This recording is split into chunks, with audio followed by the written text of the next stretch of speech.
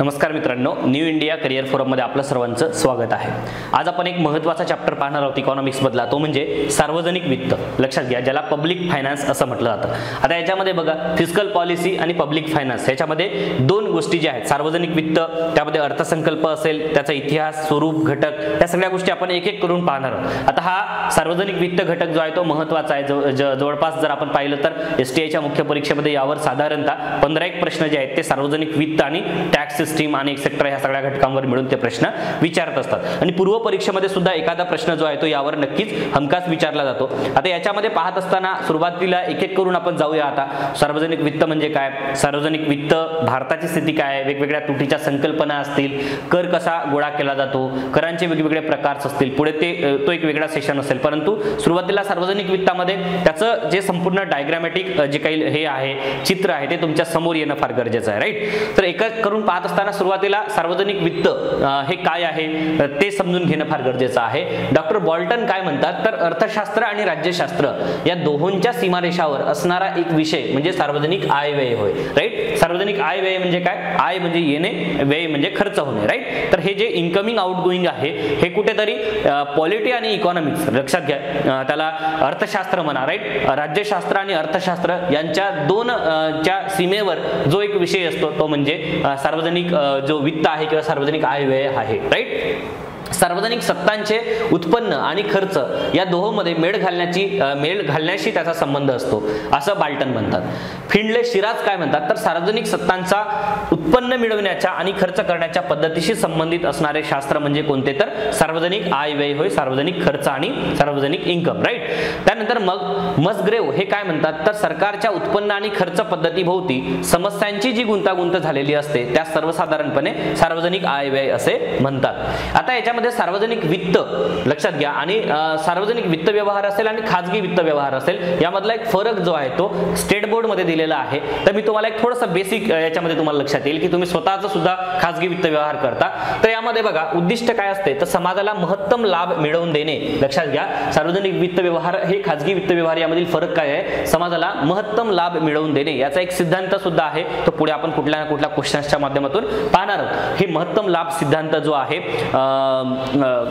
यांचा मला आठवत नाही आता त्यांचं नाव, महत्तम लाभ सिद्धांत जो आहे मला वाटते डाल्टनचा आहे काहीतरी आहे, लक्षात घ्या, ठीक आहे, बघायला पाहिजे। तर हा महत्तम लाभ सिद्धांत जो आहे यानुसार एक बेसिक फक्त तुम्हाला विषय आलाय म्हणून सांगतो। महत्तम लाभ सिद्धांतामध्ये असं सांगितलंय त्यांनी की जो सरकार जो आहे त्याचं जे इन्कम आहे सरकारचं आणि सरकारचा जो एक्सपेंडिचर आहे या माध्यमातून सरकार इन्कम करण्यासाठी, सरकारचे इन्कमचे स्रोत काय आहे, महत्वाचा स्रोत आहे कर आकारते, बरोबर आहे। शास्त्रज्ञांचं असं म्हणणं आहे की महत्तम लाभ सिद्धांतामध्ये की तुम्ही जो कर गोळा करणार आहात तो मिनिमम लोकांवर असायला पाहिजे आणि जो खर्च करणार आहात तो मॅक्झिमम लोकांवर असायला पाहिजे। मिनिमम लोकांवर कर गोळा करायचा याचा अर्थ काय, मग श्रीमंतांवर श्रीमंत म्हणजे श्रीमंतांचे सुद्धा वर्गीकरण पडतात, बरोबर, अति श्रीमंत, मध्यम श्रीमंत, थोडे कमी श्रीमंत वगैरे वगैरे, राईट। तर हे जे आहेत जेवढ्या कमीत कमी लोकांवर तुम्ही कर आकाराल, लक्षात घ्या, तेवढ्या कमीत कमी लोकांना त्याग करावा लागेल, बरोबर आहे। आणि तुम्ही जास्तीत जास्त लोकांवर खर्च केला तर त्यांना महत्तम लाभ भेटेल। म्हणून हा जो आहे हे जे सार्वजनिक वित्त व्यवहार किंवा सार्वजनिक वित्त व्यवहार जो आहे हा समाजाला महत्तम लाभ मिळवून देणे यासाठी त्याचा उद्देश आहे आणि हे पुढे आपण पाहणार आहोत। स्वहिताची पूर्तता करणे हे खाजगी वित्त व्यवहारामध्ये येते।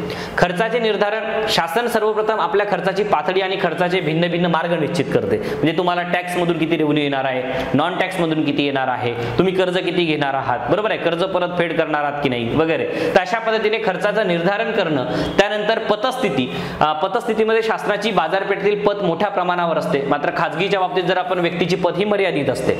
चलन छापण्याचा अधिकार हा भारतीय रिझर्व्ह बँकेद्वारा आहे, चलनाची छपाई केली जाते, त्यासाठी सुद्धा त्याची एक पद्धत आहे। असं नाही का वाटेल तेव्हा हे सगळं छापा तुम्ही नोटा, असं नाही। 115 कोटी रुपयांचं ते सोनं जे आहे ते बाजूला ठेवावं लागतं, तेव्हाच त्या तुलनेत ते नोटा जे आहेत ते छापावे लागतात, राईट। खाजगी व्यक्तीला तसा अधिकार नाही आहे। वित्त व्यवहारातील लवचिकता जर आपण पाहिली तर सार्वजनिक वित्त व्यवहार अधिक लवचिक असतात आणि खाजगी वित्त व्यवहारात फारसे बदल करण्यास वाव नसतो। अर्थव्यवस्थेवरील परिणाम जर आपण पाहिला तर सार्वजनिक वित्त व्यवहाराचा देशाच्या अर्थव्यवस्थेवर प्रचंड प्रभाव पडतो, मात्र खाजगी वित्त व्यवहाराचा राष्ट्रीय अर्थव्यवस्थेवर फार काही असा प्रभाव पडत नाही। आता थोडंसं एक चित्र याच्या तुम्हाला इथे दिसेल। हे चित्र यासाठी मी मुद्दामून घेतलंय की political democracy but fiscal democracy, म्हणजे आपल्या देशामध्ये एवढी मोठी लोकसंख्या आहे, बरोबर आहे, आपला एवढा मोठा देश लोकशाही देश आहे, परंतु आपल्या देशामध्ये कर भरणारे जे लोक आहेत, लक्षात घ्या, कर भरणारे जे लोक आहेत त्याचा आकडेवारी जर तुम्ही पाहिला तर इंडिया कुठे आहे बघा, एकदम बॉटम लाईनला आपला इंडिया आहे, बरोबर आहे. म्हणजे टॅक्स पेयर्स, लक्षात घ्या, India has 7th tax pair for every 100 voters. म्हणजे 100 लोक जर वोट करत असतील तर त्याच्यापैकी फक्त 7 लोक जे आहेत ते टॅक्स पे करतात, लक्षात घ्या, ठीक आहे. त्याच्यानंतर बघा की G20 याच्यामध्ये पण त्यांनी वर्गवारी दिलेली आहे. तर हे सांगण्याचा हेतू काय आहे? सांगण्याचा हेतू हाच आहे की टॅक्स जो आहे, गव्हर्नमेंटला टॅक्स पे करण्यामध्ये लोक जे आहेत ते कचुराई करतात किंवा लोकांना ते टॅक्स पे करणे नको वाटतं आणि ते लपवण्याचा पण प्रयत्न करतात अनेक लोक, लक्षात घ्या, ठीक आहे. म्हणजे काय होतं, हे का लपवतात? कारण लक्षात घ्या की लोकांना त्याग करावा लागतो या माध्यमातून. त्याग कसा करावा लागतो? तर तुम्ही एक गोष्ट लक्षात घ्या की तुमचं उत्पन्न बऱ्यापैकी आहे आणि तुमचं उत्पन्न बऱ्यापैकी असून सुद्धा तुमच्या उत्पन्नावर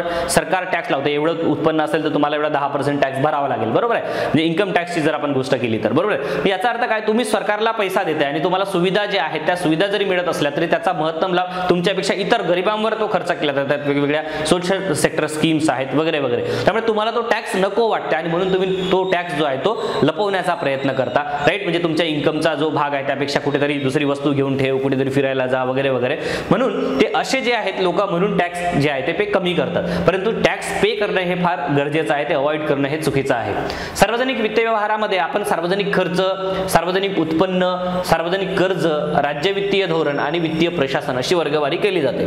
आता सार्वजनिक खर्चाच्या आधी आपण सार्वजनिक उत्पन्न पाहूया.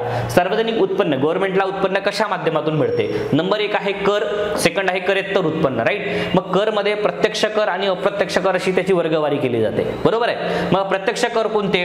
तर हे प्रमाणशील कर, प्रगतिशील कर, अप्रगतिशील कर किंवा प्रतिगामी कर असंही त्याचं वर्गीकरण केलं जातं. त्याचा अर्थ आपण पुढे पाहणार आहोत, राईट. त्यानंतर आहे की वस्तू आणि सेवांवरील कर म्हणजे जीएसटी हा एक वेगळा भाग आपल्याला पुढे अभ्यासायचाच आहे, राईट. मग हे झालं सार्वजनिक उत्पन्नाच्या स्त्रोतांचे मार्ग झाले. सार्वजनिक खर्च कसा? तर मग महसुली खर्च त्याची वर्गवारी केली जाते. भांडवली खर्च कोणता आहे, विकास खर्च कोणता आणि विकासेतर खर्च कोणता आहे, तर अशी त्याची वर्गवारी जी आहे ती जनरली होत असते. आता याच्यामध्ये जर आपण पाहिलं तर करेत्तर उत्पन्न म्हणजे करांच्या व्यतिरिक्तचं उत्पन्न जे आहे ते कोणतं आहे? म्हणजे कर ज्याला म्हणता येणार नाही, टॅक्स ज्याला म्हणता येणार नाही, बरोबर आहे की नाही. तुम्ही शुल्क देता, बरोबर आहे. आता शुल्क वेगवेगळे असू शकतात, बरोबर आहे. नोंदणी शुल्क आहे, तुम्ही स्टॅम्प ड्युटी भरता, बरोबर, हे एक प्रकारचा शुल्क आहे. सार्वजनिक वस्तू आणि सेवांची किंमत जी आहे, आता तुम्ही रेल्वेने जाता तर तुम्ही वापर करता, बरोबर आहे, हे सगळं आहे. त्यानंतर आहे विशेष अधिभार जो आहे तो सेस सुद्धा लावला जातो. दंड आणि दंडात्मक रक्कम आहे, तुम्ही गाडी जर चुकीच्या मार्गाने चालवली तर तुम्हाला दंड आकारला जातो, राईट. भेटी, अनुदाने, देणग्या, विशेष कर आकारला जातो आणि कर्जे हे जे आहेत ते सगळे करेत्तर उत्पन्नाचा भाग आहे. हे सगळं आपण डिटेल पाहणार आहोत, पण एक ब्रॉड चित्र येणं फार गरजेचं आहे, लक्षात घ्या. डायरेक्टच मुद्द्याला हात घालतो म्हणायला जमणार नाही, थोडंसं एक एक करून आपल्याला पाहणं गरजेचं आहे, बरोबर आहे. त्यानंतर आहे सार्वजनिक कर्जांमध्ये अंतर्गत कर्ज आणि बाह्य कर्ज असे त्याचे 2 प्रकार पडतात. मला वाटते कर्ज या सेशनमध्ये आपण हे 2 भाग पाहिलेले आहेत. त्यानंतर राज्य वित्तीय धोरणामध्ये सुद्धा सार्वजनिक खर्च, सार्वजनिक महसूल आणि सार्वजनिक कर्ज असे प्रकार पडतात. आता वित्तीय प्रशासनामध्ये शासकीय अंदाजपत्रक, उत्पन्न खर्च, कर्ज आणि एकूण वृद्धीसाठी धोरण वगैरे ह्या सगळ्या गोष्टी याच्यामध्ये आहेत. तर सार्वजनिक वित्त व्यवहारामध्ये एक गोष्ट महत्त्वाची आहे की गव्हर्नमेंटला इन्कम स्त्रोत काय आहे गव्हर्नमेंटचे, लक्षात घ्या. कराच्या माध्यमातून किती पैसा मिळतोय, मग जास्त आहे की कमी आहे, कुठे तूट पडत आहे का, तुटीच्या संकल्पना काय आहेत वगैरे. त्यानंतर आता एक उदाहरण याच्यामध्ये एक चित्र दिलेलं आहे बघा, तुम्हाला याच्यामध्ये दिसेल की 2018-19 चे ऍक्च्युअल्स आकडे आहेत, 2019 चे बजेट एस्टिमेट्स आहेत, त्यानंतर 2019-20 चे पुन्हा रिवाइज एस्टिमेट आहेत आणि 2020-21 चे बजेट एस्टिमेट आहेत. याचा अर्थ काय बघा, एखादा बजेट जेव्हा येते युनियन बजेट 2020-21 मध्ये जर आपण पाहिलं तर त्याची आकडेवारी याच्यामध्ये दिलेली आहे की रेव्हेन्यू रिसिप्ट्स म्हणजे रेव्हेन्यू म्हणजे महसूल जो आहे, महसुलाच्या माध्यमातून किती पैसा जमा झालेला आहे सरकारकडे. कॅपिटल रिसिप्ट्स म्हणजे भांडवली जे उत्पन्न आहे त्या माध्यमातून किती पैसा जमा झालाय. म्हणजे टोटल रिसिप्ट्स किती म्हणजे रेव्हेन्यू आणि कॅपिटलच्या माध्यमातून टोटल रिसिप्ट्स किती झालेले आहेत, लक्षात घ्या. त्याच्यामध्ये 2018-19 चे ऍक्च्युअल्स आकडे दिलेले आहेत. ऍक्च्युअल्स आकडे म्हणजे काय आहे की जे काही 2018-19 साठी बजेट एस्टिमेट केलेलं होतं, म्हणजे असं म्हटलं होतं का एवढा एवढा पैसा येईल, 100 रुपये येतील, परंतु ऍक्च्युअल्स किती आले, 99 रुपये आले, याला ऍक्च्युअल्स म्हणतात, राईट. त्यानंतर आहे की एस्टिमेट. आता बजेट एस्टिमेट किती होता 2019-20 चा, हा एवढा होता, म्हणजे कोणाच्या रेव्हेन्यूच्या बाबतीत, राईट. म्हणजे 19,62,761 कोटी रुपये, करोड रुपये मध्ये हे सगळं दिलेलं आहे, बरोबर आहे. मोठे मोठे आकडे आहेत हे सगळे. त्यानंतर बजेट एस्टिमेट एवढा होता, मात्र रिवाइज एस्टिमेट जर आपण पाहिलं तर हे 18,50,101 हे एवढेच रिवाइज एस्टिमेट मध्ये दिसतंय, म्हणजे थोडासा कमी दिसतोय आपल्याला रेव्हेन्यू, राईट. मग अशा पद्धतीने हे सगळे आकडेवारी दिलेली असते. म्हणजे बजेटमध्ये हे सगळं पुढे आपण बजेटचा भाग पाहताना आपण पाहणारच आहोत. परंतु रेव्हेन्यू रिसिप्ट किती आहेत, रेव्हेन्यू उत्पन्न किती आहे, कॅपिटल रिसिप्ट भांडवली उत्पन्न किती आहे, टोटल उत्पन्न किती आहे, मग त्याच्यानंतर टोटल एक्सपेंडिचर किती आहे, हा सुद्धा महत्त्वाचा आहे. म्हणजे ऍक्च्युअल्स मध्ये जर 18-19 मध्ये पाहिलं तर 23,15,113 कोटी रुपये झाला. परंतु बजेट एस्टिमेट जो 19-20 साठी आहे तो होता 27 लाखच्या जवळपास. परंतु 2019 मध्ये रिवाइज एस्टिमेट जेव्हा केलं तर तेव्हा 26,98,000 म्हणजे जवळपास सारखाच पोहोचला होता तो, ठीक आहे. मग रेव्हेन्यू डिफिसिट किती निर्माण झाली, म्हणजे रेव्हेन्यू म्हणजे महसुली तूट किती निर्माण झाली. त्यानंतर इफेक्टिव्ह रेव्हेन्यू डिफिसिट किती झाली, फिस्कल डिफिसिट किती झाली, प्रायमरी डिफिसिट किती झाली, हे सगळे आकडेवारी जे आहे ते युनियन बजेटमध्ये दिलेले असतात. दरवर्षी हे आकडेवारी बदलत असते, ही काही एक स्थिर नसते. पण हे तुम्हाला समजण्यासाठी सांगितलं थोडंसं. बजेट हा सेशन पाहत असताना आपण ह्या सगळ्या गोष्टी एक एक करून समजून घेणार आहोत. पण सार्वजनिक वित्तामध्ये या सगळ्या गोष्टी आहेत हे एकदा कळणं फार गरजेचं आहे. आता जसं मी तुम्हाला तो ग्राफ दाखवला की त्या ग्राफमध्ये काय काय होतं, तर तसंच एक अंदाजपत्रकामध्ये काय काय गोष्टी असतात त्या पाहत असताना सुरुवातीला अंदाजपत्रक म्हणजे काय ते समजणं फार गरजेचं आहे, बरोबर आहे. सरकारी अंदाजपत्रक म्हणजे सरकारच्या आगामी 1 वर्षाच्या कालखंडात, या कालखंडातील एकूण उत्पन्न आणि एकूण खर्चाचे विवरणपत्र जे आहे ते बजेट असते, बरोबर आहे. बजेट म्हणजे काय, तर जो आगामी वर्ष आहे, लक्षात घ्या काय आहे आगामी 1 वर्ष, म्हणजे 1 एप्रिल ते 31 मार्च आपल्याकडे जनरली फायनान्शियल इयर असते, राईट. या 1 एप्रिल ते 31 मार्चच्या दरम्यान एकूण उत्पन्न आणि एकूण खर्च याचं विवरणपत्र जे आहे ते अंदाजपत्रकामध्ये दिलेलं असतं. डिमॉक नावाचा प्रोफेसर काय म्हणतो, तर अंदाजपत्रक म्हणजे विशिष्ट कालखंडात सरकारला करावा लागणारा खर्च आणि सरकारला मिळणारे उत्पन्न यांचा समतोल अंदाज असतो. लक्षात घ्या, हे काय असतं, अंदाज असतं, एस्टिमेट असते, लक्षात घ्या, ठीक आहे. ऍक्च्युअल आकडे नसतात, ऍक्च्युअल आकडे नंतर येतात, पुढच्या अर्थसंकल्पामध्ये येतात, राईट, रिवाइज करून. आता 2020-21 मध्ये आपण पाहिलं तर 19 चे जे आहेत आकडे जे आहेत ते त्यांनी दिलेले होते, राईट. बघा, भारतीय संविधानानुसार अंदाजपत्रक म्हणजे येत्या आर्थिक वर्षासाठी सरकारच्या अपेक्षित उत्पन्न आणि अपेक्षित खर्च याविषयी दिलेला वार्षिक आर्थिक आराखडा होय. सरकारी अंदाजपत्रकात हे मागील वर्षाचा आढावा आणि आगामी वर्षाचा अंदाज यांचा दस्तऐवज असून जो खालील बाबी दर्शवतो. कोणत्या कोणत्या बाबी, नंबर 1 आहे की मागील वर्षाचा वार्षिक हिशेबाचा वित्तीय आढावा असतो, म्हणजे मागील वर्षातील, म्हणजे आता 2000 सध्या जर आपण बघितलं तर आता हे 20-21 वर्ष होतं, बरोबर आहे. आता मागील वर्षात म्हणजे 20-21 हे या वर्षी, पुढे 19-20 हे मागील वर्ष, बरोबर आहे. तर हे मागील वर्षाच्या वार्षिक हिशेबाचा वित्तीय आढावा असतो. चालू वित्तीय वर्षाचे सुधारित अंदाज असतात, म्हणजे या वर्षी म्हणजे मागच्या वर्षी जे अंदाजित ठेवलेले होते, राईट, ग्रॉसली, परंतु हे सुधारित अंदाज जे आहेत, सुधारित, लक्षात घ्या, वित्तीय वर्षाचे सुधारित अंदाज जे आहेत ते इथे दिलेले असतात. आगामी वर्षातील जमा खर्चाचे प्रस्तावित अंदाज असतात, म्हणजे आता 2021-22 साठी जे काही आकडेवारी आहेत ते एस्टिमेट जे आहे ते यामध्ये दिलेलं असतं. जसं आपण मागच्या एक इमेज मध्ये तुम्हाला कळालेलं असेल. बघा, आता याच्यामध्ये पुन्हा मी मागे घेऊन जातो तुम्हाला, त्या प्रश्नांचं आपण विश्लेषण नंतर पाहणार आहोत, ठीक आहे. मला वाटतं कुठे होतं ते, इथेच होतं का, हां इथेच होतं, बरोबर. बघा, याच्यामध्ये काय आहे, तुम्हाला हे आकडेवारी पुन्हा मी एक्सप्लेन करण्याचा हेतू हाच आहे की तुम्हाला ते कळायला पाहिजे. बघा, 2020-21चं हे बजेट आहे, युनियन बजेट 2020-21. याच्यामधली आकडेवारी जर तुम्ही पाहिलात तर यामध्ये बघा, ऍक्च्युअल्स आकडे हे मागच्या 2018-19 चे दिलेले आहेत, ऍक्च्युअल्स, लक्षात घ्या. हे बजेट एस्टिमेट आहेत का, नाहीये. परंतु 2019-20 आणि 19-20 चे 2 आकडेवारी याच्यामध्ये तुम्हाला दिसत आहेत. काय बजेट एस्टिमेट म्हणजे 2019-20 साठी बजेट एस्टिमेट किती होतं आणि रिवाइज एस्टिमेट काय आहे 19-20 साठी, ह्याची 2 आकडेवारी तुम्हाला याच्यामध्ये दिसते. म्हणजे अंदाजित केलेले काय आहेत आणि सुधारित अंदाज काय आहेत हे याच्यामध्ये तुम्हाला दिसेल. आता हे बजेट एस्टिमेट पुन्हा 2020-21 साठी बजेट एस्टिमेट दिलेले आहे, परंतु पुन्हा जेव्हा 2021-22 जेव्हा 20-21 झाला, आता 21-22 जेव्हा बजेट येईल तेव्हा त्याचे बजेट एस्टिमेटचे रिवाइज एस्टिमेट जे आहे ते 2020-21 चे पुढे दिलेले असतील. तर हा झाला मुद्दा तुम्हाला, म्हणजे अंदाजपत्रकामध्ये कुठल्या गोष्टी येतात हे याच्यामध्ये दिलेलं आहे, राईट. आता त्याच्यानंतर नेक्स्ट आहे की बघा, अंदाजपत्रकास इंग्रजी भाषेमध्ये काय म्हणतात, बजेट असे म्हणतात, ठीक आहे. आता अंदाजपत्रकामध्ये इंग्रजी भाषेत काय म्हणतात, बजेट असे म्हणतात. बजेट हा जो शब्द आहे मूळ बॉग्यूट या शब्दापासून तयार झालेला आहे. बजेट म्हणजे थैली किंवा छोटी कातडी पिशवी ज्यात सरकारच्या आर्थिक धोरणाविषयीचा तपशील असतो. हा खर्च आर्थिक योजना किंवा वित्तीय धोरणे, सरकारी महसूल आणि सरकारी खर्च या स्वरूपामध्ये तो असतो. त्यात शासन संस्थेच्या महसुलाच्या वित्तीय स्रोतांचे तपशीलवार विवेचन दिलेले असते आणि संकलित महसुलाचे वाटप किंवा वितरण जे आहे ते कोणकोणत्या बाबींवर कशा प्रकारे केले जाणार आहे याचा सुद्धा आढावा याच्यामध्ये दिलेला असतो. आता तुम्हाला आठवत असेल की या लाल कापडीच्या जो हे आहे पिशवी आहे याच्यामध्ये तुम्हाला दिसतंय, तर अशा पद्धतीचा हे सगळं बदल आता प्रत्येक वेळेस सरकार जे आहे काही ना काही बदल करत असते त्याच्यामध्ये, बरोबर आहे. तर हे सगळं जे आहे याच्यामध्ये इन्क्लूड आहे. आता हु प्रिपेअर्स बजेट म्हणजे बजेट कोण तयार करते, लक्षात घ्या हा प्रश्न सुद्धा महत्वाचा आहे. बजेट कोण तयार करते, बरोबर आहे. आता जे आपल्या आर्थिक वित्तीय मंत्रालय आहे, राईट, फायनान्स मिनिस्ट्री आहे, या फायनान्स मिनिस्ट्री अंतर्गत वेगवेगळे डिपार्टमेंट आहेत. Department of expenditure, department of economic affair, department of revenue, department of financial service, नंतर department of investment and public asset management आणि डिपार्टमेंट ऑफ पब्लिक एंटरप्राइजेस, असे एकूण जवळपास 6 डिपार्टमेंट आहेत, राईट. या 6 डिपार्टमेंट पैकी डिपार्टमेंट ऑफ इकॉनॉमिक अफेअर्स जे आहेत, लक्षात घ्या हे जे आहे department of economic affairs, right. तुम्ही फायनान्स मिनिस्ट्रीच्या वेबसाईटवर गेलात की हे चित्र तुम्हाला दिसेल. या डिपार्टमेंट ऑफ इकॉनॉमिक अफेअर्सच्या, लक्षात घ्या, या डिपार्टमेंट ऑफ इकॉनॉमिक अफेअर्सच्या बजेट डिव्हिजन, लक्षात घ्या इथे बजेट डिव्हिजन जो तुम्हाला दिसतोय ना, हा बजेट डिव्हिजन जो आहे तो बजेट तयार करण्याचं काम करतो. त्याला बाकीचे जे आहेत ते मदत करत असतात. याच्यामध्ये डिपार्टमेंट ऑफ रेव्हेन्यू आहे, डिपार्टमेंट ऑफ एक्सपेंडिचर आहे, हे सुद्धा मदत करत असतात. पण तुम्हाला बजेट कोण तयार करतं याचं चित्र डायरेक्ट तुम्हाला आता लक्षात येत असेल. फायनान्स मिनिस्ट्री अंतर्गत डिपार्टमेंट ऑफ इकॉनॉमिक अफेअर्स आणि या डिपार्टमेंट ऑफ इकॉनॉमिक अफेअर्स मध्ये बाकीचे जे डिव्हिजन्स आहेत त्यापैकीचा बजेट डिव्हिजन जो आहे तो हा बजेट तयार करत असतो, राईट. यावर प्रश्न आलेले आहेत. आता बजेट कोणी कधी मांडलं हा सुद्धा महत्वाचा मुद्दा आहे, बरोबर आहे. आता बजेट मांडलं याची एक हिस्ट्री जी आहे ती तुम्हाला या स्क्रीनवर दिसत असेल. व्हिडिओ पॉज करून तुम्ही बघू शकता.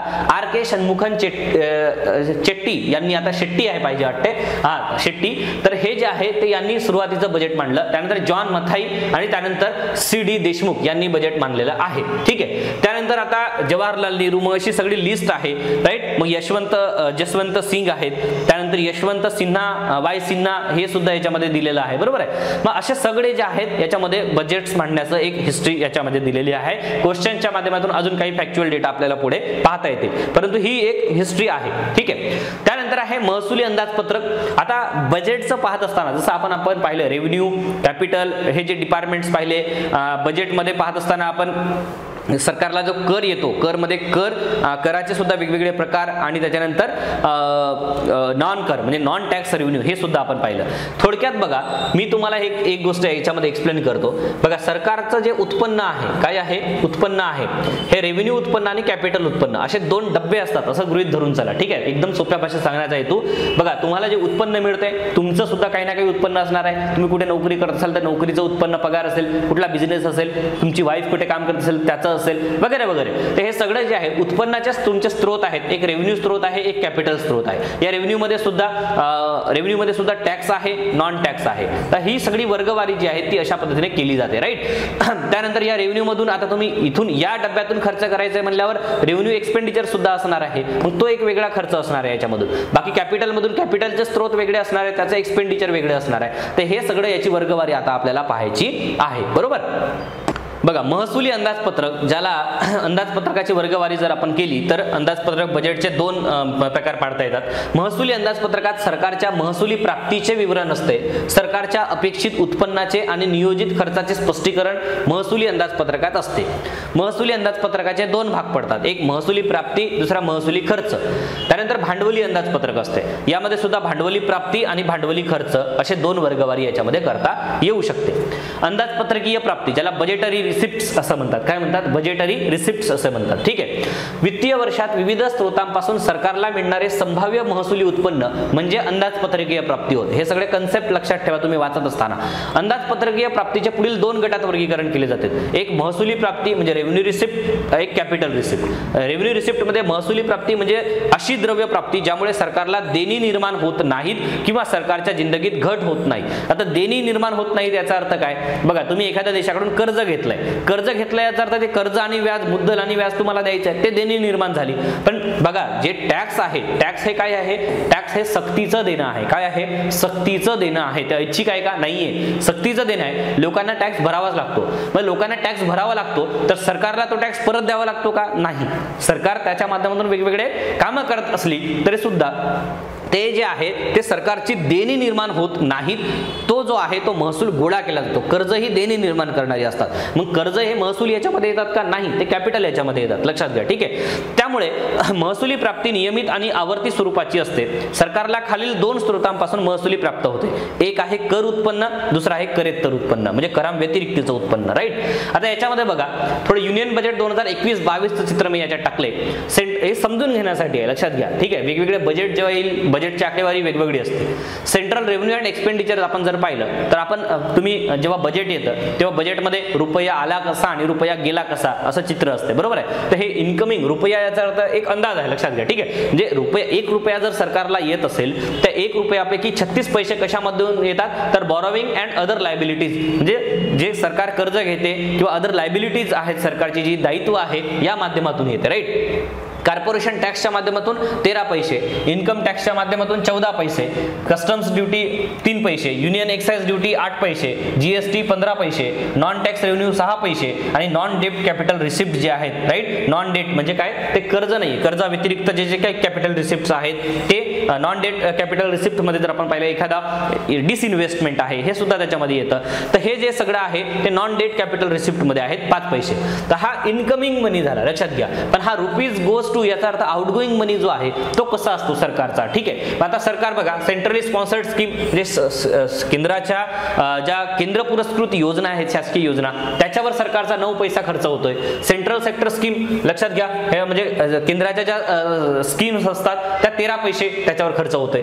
इंटरेस्ट म्हणजे हे 2 वर्गवारी आहे बघा, हे नीती आयोगाने केलेलं वर्गवारी आहे. इंटरेस्ट पेमेंट म्हणजे तुम्ही एखाद्या देशाकडून, अमेरिकेकडून कर्ज घेतलंय, ठीक आहे, मग त्याचा तुम्हाला इंटरेस्ट व्याज द्यावा लागणार आहे. मुद्दल तर तुम्ही 20 वर्षानंतर द्या, जे काही तुमचं ठरलं असेल. डिफेन्सवर खर्च होतोय, रणगाडे घेत आहेत किंवा काय घेत आहेत, बंदुका घेत आहेत. सबसिडीज, गव्हर्नमेंट सबसिडीज देते, तुम्हाला गॅस सबसिडी देते, बरोबर आहे. तुम्ही खतं घेता, खतावर सबसिडीज देते. Finance commissions and other transfers म्हणजे जे काही आता वेगवेगळ्या राज्यांना फायनान्स कमिशन थ्रू पैसे द्यावे लागतात ते 10 पैसे जात आहेत. State shares of tax and duties म्हणजे पुन्हा राज्यांचा जो वाटा आहे तो 16 पैसे जात आहे. पेन्शनवर सरकार खर्च करत आहे 5 पैसे जात आहेत आणि अदर एक्सपेंडिचर 10 पैसे जात आहेत. म्हणजे सोप्या भाषेत काय, हे पब्लिक फायनान्स आहे. म्हणजे इनकमिंग मनी आणि आउटगोइंग मनी याचा एक लेखाजोखा जो आहे तो पब्लिक फायनान्स मध्ये असतो, लक्षात घ्या. फक्त हे समजून घेण्यासाठी तुम्हाला सांगितलं. 2021-22च्या बजेटमध्ये अशा पद्धतीची एक वर्गवारी, म्हणजे 1 रुपया जर येत असेल तर हे असं असणार आहे, 100 रुपये येत असेल तर हे असं असणार आहे, 1000 येत असेल तर हे असं असणार. तर अशा पद्धतीने म्हणजे कोट्यावधी, 1 रुपयाचं बजेट असतं का? नाही, कोट्यावधीचं बजेट असतं. पण समजून घेण्यासाठी हे गोष्ट तुम्हाला लक्षात आलेली असेल. राईट. आता बघा, आता आपण पाहिलं की जो काही सरकारला कर गोळा होतोय, आता करांचे वेगवेगळे प्रकार पडतात. नंबर 1 प्रकार जो आहे तो म्हणजे प्रत्यक्ष कर, ज्याला डायरेक्ट टॅक्स असे म्हणतात. राईट. पण डायरेक्ट टॅक्स काय आहेत? तर प्रत्यक्ष कर म्हणजे असा कर की जो ज्या व्यक्तीवर कायद्यानुसार आकारण्यात येतो व त्या व्यक्तीकडूनच तो भरला जातो. च हा शब्द महत्वाचा आहे. म्हणजे माझं उत्पन्न 10 लाख आहे, ठीक आहे, मग 10 लाख उत्पन्न जर असेल तर मला काही ना काही टॅक्स भरावा लागणार आहे, जे काही त्या युनियन बजेटमध्ये स्लॅब तयार करून दिलेले असतील, बरोबर आहे. ते तेवढा टॅक्स भरावा लागत आहे. मग मी माझ्यावर आलेला कर मी दुसऱ्या व्यक्तीवर टाकतोय का? नाहीये, बरोबर का? म्हणजे उदाहरणार्थ आता मी हे पेन घेतली,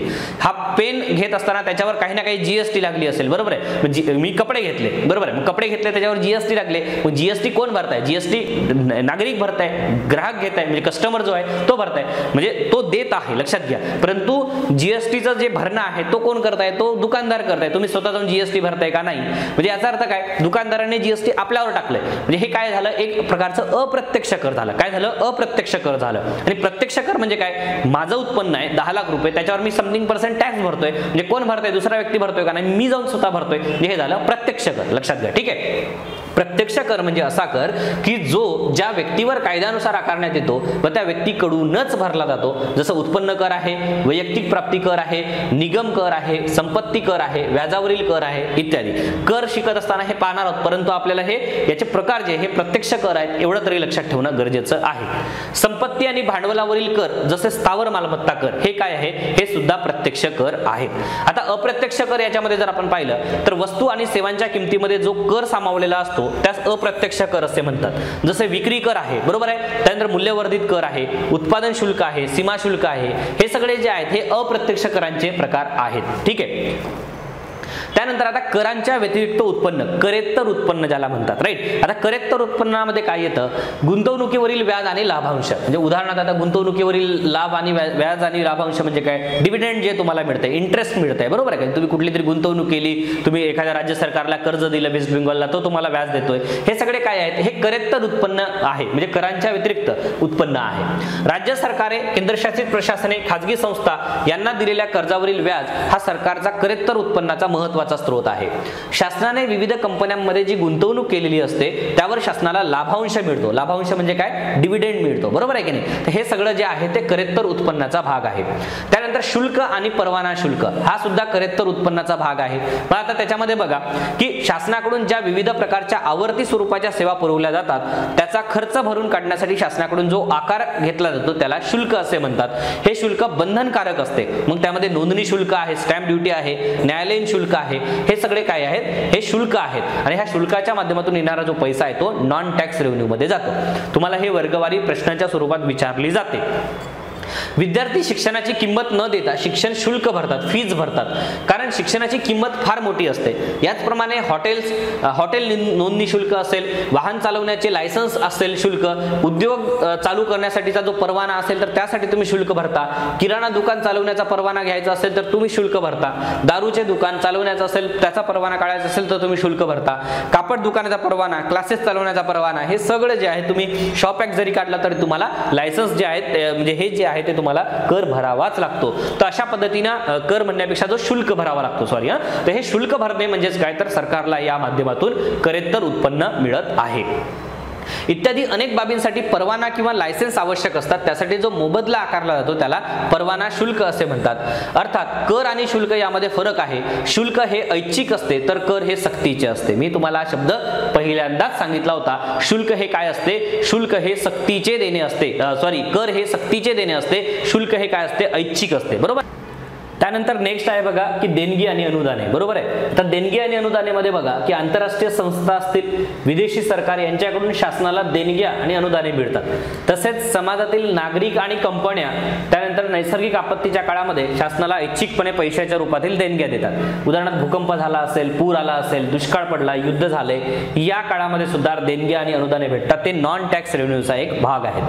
त्यानंतर दंडात्मक उत्पन्न, आता आपण शुल्क पाहिलं होतं. आता कायदा आणि सुव्यवस्थेचं पालन न केल्यास दंड आकारला जातो आणि त्यातूनही महसुली उत्पन्न भेटतं. त्याच्यामध्ये वाहतूक नियमांचे उल्लंघन केलं असेल त्या संदर्भात जो दंड आकारला जातो तो सुद्धा नॉन टॅक्स रेव्हेन्यू मध्ये जातो. बेवारस संपत्ती असेल, आता याच्यामध्ये मृत व्यक्तीला कोणी कायदेशीर वारस जर नसेल तर ते मृत व्यक्तीने मृत्यूपत्र केले नसेल तर मृत व्यक्तीच्या संपत्तीवर सरकारकडून दावा सांगितला जातो आणि हे सुद्धा सरकारचं नॉन टॅक्स रेव्हेन्यू आहे, करेत्तर उत्पन्न आहे. त्यानंतर बघा की पोस्टाची पाकिटे, तिकिटे, रेल्वे तिकीट, बस भाडे, वीज बिल, पाणी बिल, टेलिफोन बिल इत्यादी वस्तू आणि सेवांची नाममात्र किंमत आकारून सुद्धा शासनाला उत्पन्न मिळते, बरोबर आहे. तर अशा पद्धतीने सरकारचं नॉन टॅक्स रेव्हेन्यू काय आहे हे आपण पाहिलं. त्यानंतर टॅक्स मध्ये डायरेक्ट टॅक्स आहेत, इनडायरेक्ट टॅक्स आहेत ते पाहिलं. 1950 सालापासून केंद्र सरकारच्या महसुली जमा निधीमध्ये केंद्र सरकारचा कर महसुलाचा हिस्सा, आता याच्यामध्ये बघा काय म्हणतंय, 1950 सालापासून केंद्र सरकारच्या महसुली जमा म्हणजे जो रेव्हेन्यू रिसिप्ट आहे त्यामध्ये केंद्र सरकारचा कर महसूल म्हणजे रेव्हेन्यू रिसिप्ट मध्ये सुद्धा टॅक्स, लक्षात घ्या टॅक्स रिसिप्ट जे आहे, टॅक्स महसूल जो आहे तो कायम तोच राहिला आहे, वाढला आहे, कमी झाला आहे. तर कुठल्याही प्रकारची स्पष्ट प्रवृत्ती ट्रेंड जो आहे तो दिसत नाहीये. हे त्याचं योग्य उत्तर आहे. पर्याय क्रमांक 4 STI 2011च्या परीक्षेतला हा प्रश्न आहे, बरोबर आहे. तर अशा स्वरूपाचे सुद्धा प्रश्न विचारले जातात. या प्रश्नाची उत्तर कुठे मिळतात, त्यामुळे जेव्हा कधी बजेट येतं, पहिली गोष्ट लक्षात घ्या बजेट मधले अलीकडचे आकडे तर माहित असायलाच पाहिजे, परंतु ढोबळ मानाने जर आपण पाहिलं तर टॅक्स रेव्हेन्यू किंवा नॉन टॅक्स रेव्हेन्यू याचं प्रमाण काय आहे याचे सुद्धा एक चित्र जे आहे ते दिलेले असतात. त्याच्यामध्ये टॅक्सच्या माध्यमातून येणारा पैसा जो आहे, आता जीएसटी असेल, जीएसटी लागू झाल्यापासून जीएसटी कसा वाढतोय किंवा कमी होतोय याचे जे आकडेवारी असतात ते बजेटमध्ये इकॉनॉमिक सर्व्हेमध्ये असतात आणि तिथूनच हे जे प्रश्न आहेत ते जनरली विचारले जातात. महसुली खर्चात खालील गोष्टींचा समावेश होतो. आता याच्यामध्ये महसुली खर्च, आता आपण आतापर्यंत काय पाहिलं होतं, महसुली जमा, महसुली जमेमध्ये टॅक्स रेव्हेन्यू आणि नॉन टॅक्स रेव्हेन्यू रेव्हेन्यू हे दोन्ही आपण पाहिलं होतं. आता हे सगळं झालं जमा. आता खर्च कुठून केला जातो? महसुली जमेतूनच महसुली खर्च केला जातो, ही गोष्ट लक्षात ठेवा. ठीक आहे. आता महसुली जमेतून महसुली खर्च करताना नंबर 1 आहे सर्वसामान्य सेवांवरील खर्च. लक्षात घ्या, सर्वसामान्य सेवांवरील खर्च. यात संरक्षणावरील खर्च म्हणजे डिफेन्स एक्सपेंडिचर जो आहे तो रेव्हेन्यू यामधला आहे. लक्षात घ्या. ठीक आहे. आता आपण जे काही पाहत आहोत हे सगळं रेव्हेन्यू मधलं आहे. लक्षात घ्या, रेव्हेन्यू आणि कॅपिटल हे दोन प्रकार पडतात. यामधला रेव्हेन्यू इनकमिंग पाहिलं, आता आपण रेव्हेन्यूचं आउटगोईंग पाहत आहोत. ठीक आहे. त्यानंतर कॅपिटल इनकमिंग पाहणार आहोत आणि त्यानंतर कॅपिटल आउटगोईंग पाहणार आहोत. ठीक आहे. यात संरक्षणावरील खर्च, कर वसुलीसाठी होणारा खर्च म्हणजे तुम्हाला टॅक्स गोळा करायचा आहे, त्याचा अर्थ तुम्हाला मग एसटीआय नेमावा लागेल, बरोबर की नाही? उदाहरण सांगतोय मी तुम्हाला. त्यानंतर इन्कम टॅक्स ऑफिसर नेमावा लागेल. तर हे सगळे लोक आहेत किंवा त्यांच्यासाठी गाड्या घोड्या, त्यांचे बंगले, त्यांचं पेन्शन, ह्या सगळ्या गोष्टी आहेत त्याच्यामध्ये, बरोबर आहे. तर कर वसुलीसाठी होणारा खर्च असेल, पोर्टल नेमावं लागेल, वेबसाईट तयार करावं लागेल, बाकीच्या लोकांना सीएला पगार द्यावा लागेल वगैरे. पोलीस, न्याय व्यवस्था आणि व्याजावरील खर्चाचा समावेश. जो व्याज आहे, लक्षात घ्या, व्याजावरील खर्च म्हणजे जे एखाद्या देशाकडून तुम्ही कर्ज घेतलं होतं आणि त्या कर्जाचं इंटरेस्ट, मुद्दल नाही, इंटरेस्ट पे करताय, तर हे सुद्धा महसुली म्हणजे रेव्हेन्यू एक्सपेंडिचरचा भाग आहे. राईट. सामाजिक सेवा सुविधांवरील खर्च. यात वैद्यकीय सेवा आहेत.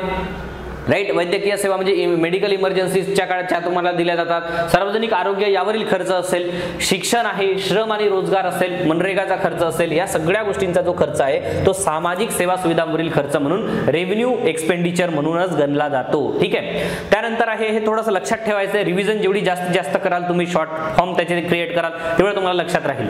आर्थिक सेवांवरील खर्च. यामध्ये शेती आणि औद्योगिक क्षेत्रासाठी लागणाऱ्या सेवा, वाहतूक सेवा, व्यापार विषयक सेवा यावरील खर्चाचा समावेश जो आहे तो आर्थिक सेवांवरील खर्च यामध्ये गणला जातो आणि तो सुद्धा नॉन टॅक्स रेव्हेन्यूचा भाग आहे. नॉन टॅक्स रेव्हेन्यू म्हणजे नॉन टॅक्स रेव्हेन्यू एक्सपेंडिचरचा भाग आहे. ठीक आहे. त्यानंतर अनुदान, सबसिडीज ज्या आहेत, केंद्राकडून राज्य सरकारांना दिल्या जाणाऱ्या सर्व प्रकारच्या अनुदानांवरील खर्चाचा समावेश जो आहे तो या आपल्या महसुली खर्चामध्ये समाविष्ट आहे. ठीक आहे. त्यानंतर आहे भांडवली प्राप्ती. आतापर्यंत आपण रेव्हेन्यू रिसिप्ट आणि रेव्हेन्यू एक्सपेंडिचर पाहिलं. आता आपण कॅपिटल प्राप्ती म्हणजे रेव्हेन्यू झाला. आता कॅपिटल इन्कम जे आहे, कॅपिटल इन्कम हे शब्द लक्षात ठेवा. ठीक आहे. तर याच्यामध्ये बघा, भांडवली प्राप्ती म्हणजे अशी द्रव्य प्राप्ती जी सरकारला देणी निर्माण करते. देणी म्हणजे कोणाला कोणाला द्यायचं आणि किंवा सरकारच्या जिंदगीमध्ये घट निर्माण करते, याला भांडवली प्राप्ती म्हणतात. ठीक आहे. भांडवली उत्पन्नाची विभागणी 3 भागात केली जाते. नंबर 1 आहे उचल दिलेल्या रकमा, कर्ज वसुली आणि इतर प्राप्ती. आता उचल दिलेल्या रकमामध्ये बघा की शासनाकडून जो वाढीव खर्च होतो तो भागविण्यासाठी शासन कर्जाची उभारणी करते. मग देशातील नागरिक असतील, भारतीय रिझर्व्ह बँक आहे, जागतिक बँक आहे, आंतरराष्ट्रीय नाणेनिधी आहे, यासारख्या आंतरराष्ट्रीय संस्थांकडून शासन कर्जाची उचल घेते आणि कर्ज घेण्यामुळे सरकारला देणी निर्माण होतात आणि हे देणी म्हणजेच काय आहे, उचल दिलेल्या रकमा आहे. म्हणजे एखाद्या शॉर्ट टर्म साठी सरकारला पैसा लागतो आहे, मग तो गव्हर्नमेंट सिक्युरिटी इश्यू करा आणि पैसा घ्या, अशा पद्धतीने हे सरकार काम करतं. कर्ज वसुली. आता कर्ज वसुली त्यामध्ये राज्य सरकार असेल, केंद्रशासित प्रशासन असेल, सार्वजनिक उपक्रम म्हणजे जे काही PSU आहेत इत्यादींच्या वित्तीय गरजा भागविण्यासाठी केंद्र सरकार कर्ज देते आणि कर्ज वसुलीमुळे सरकारच्या जिंदगीमध्ये वाढ होते. लक्षात घ्या. ठीक आहे. आणि त्यानंतर आता इतर प्राप्तीमध्ये जर आपण पाहिलं तर बघा, हे कर्ज वसुली म्हणजे दिलेल्या कर्जाची वसुली आहे. लक्षात घ्या. ठीक आहे. त्यानंतर निर्गुंतवणूक म्हणजे ज्याला डिसइन्व्हेस्टमेंट म्हणतात. आता सार्वजनिक क्षेत्रातील उपक्रमाच्या निवडक भागांची शासनाकडून जेव्हा विक्री केली जाते तेव्हा त्याला निर्गुंतवणूक असे म्हणतात. काय म्हणतात? निर्गुंतवणूक असे म्हणतात. म्हणजे आपला जर म्हणजे 60% असेल त्याची इन्व्हेस्टमेंट, तर ती 51% पर्यंत कमी करणे, याला निर्गुंतवणूक म्हणायची. बरोबर आहे. त्यानंतर जेव्हा भागांची विक्री करते तेव्हा सार्वजनिक उपक्रमाची मालकी खाजगी उपक्रमांकडे हस्तांतरित होते. सरकारी भागांच्या विक्रीमुळे सरकारी जिंदगीमध्ये घट होते. त्यानंतर नेक्स्ट आहे अल्प बचत. जे काही पोस्टातील बचत ठेवी असतील, राष्ट्रीय बचत प्रमाणपत्रे असतील, यात नागरिकांनी केलेल्या बचतीद्वारे उभारलेला निधी म्हणजे अल्प बचत होय. यामुळे सरकारचे दायित्व जे आहे ते वाढते. ठीक आहे. बघा, एक प्रश्न विचारला STA 2011ला, भांडवली निधीमध्ये म्हणजे महसुलामध्ये कर्ज आणि इतर जोखीम काय दर्शवते? काय दर्शवते? आताच आपण पाहिलं, लोकांना देय असलेली सरकारी देयता जी आहे ही जी आहे ती याच्यामध्ये दर्शवते भांडवली निधीमध्ये, कर्ज आणि इतर जोखीम मध्ये. बरोबर आहे. त्याच्यानंतर बघा, आता नेक्स्ट आहे की भांडवली खर्च. जसं आता आपण कॅपिटल इन्कम पाहिलं, कॅपिटल रिसिप्ट पाहिले, तसं आता कॅपिटल एक्सपेंडिचर पाहणार आहोत. राईट. भांडवली खर्च. तर असा खर्च ज्यामुळे जिंदगी निर्माण होते किंवा सरकारचे दायित्व कमी होते अशा खर्चाला भांडवली खर्च असे म्हणतात। भांडवली खर्चात खालील गोष्टीचा समावेश होतो। नंबर 1, जमीन आणि इमारती यावरील खर्च, म्हणजे सरकारला कुठेतरी विमानतळ बांधायचे आहे ती जमीन खरेदी केली, रस्ते बांधायचे जमीन खरेदी केली। यंत्रसामग्री आणि गुंतवणुकीवरील खर्च, म्हणजे एखादी गोष्ट हे जे आहे मोठमोठे मशिनरीज असतील किंवा इतर जे काही इन्व्हेस्टमेंट असेल यावरील खर्च जो आहे तो सुद्धा भांडवली खर्च म्हणून ओळखला जातो, ज्याला कॅपिटल एक्सपेंडिचर म्हणतात। भागांमधील म्हणजे शेअर्सची गुंतवणूक असेल, त्यानंतर केंद्र सरकारकडून राज्य सरकार सरकारी कंपन्यांना मंजूर केलेली कर्जे, महानगरपालिका आणि इतर उद्योग या संस्थांना दिलेली कर्जे, हे सगळे याच्यामध्ये इन्क्लूड आहेत। भांडवली खर्च हा बहुतांशी विकासात्मक स्वरूपाचा असतो। भांडवली प्राप्तीतून जो खर्च भागविला जातो त्याला भांडवली खर्च असे म्हणतात। काय म्हणतात? भांडवली खर्च असे म्हणतात। नेक्स्ट क्वेश्चन आहे बघा, सार्वजनिक खर्चासंबंधी खालील बाबी विचारात घ्या। असा खर्च आर्थिक पायाभूत सुविधा निर्माण करण्यास मदत करतो। बरोबर आहे, कारण वेगवेगळे जे काही इन्व्हेस्टमेंट होत आहे त्याच्यातून काही ना काही निर्माण होत आहे। प्रादेशिक समतोल विकास साध्य करण्यास सहाय्य करतो।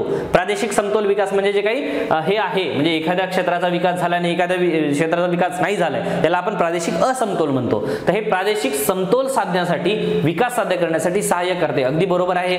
ग्रामीण भागात विद्युतीकरणाच्या सोयी उभारण्यास मदत करते आणि व्यवहार तोल सुधारण्यास सहाय्यभूत ठरते। आता व्यवहार तोलासाठी बीओपी साठी हे काही सार्वजनिक खर्च काम नाही करत, म्हणून ए बी सी हे त्याचं योग्य उत्तर आहे।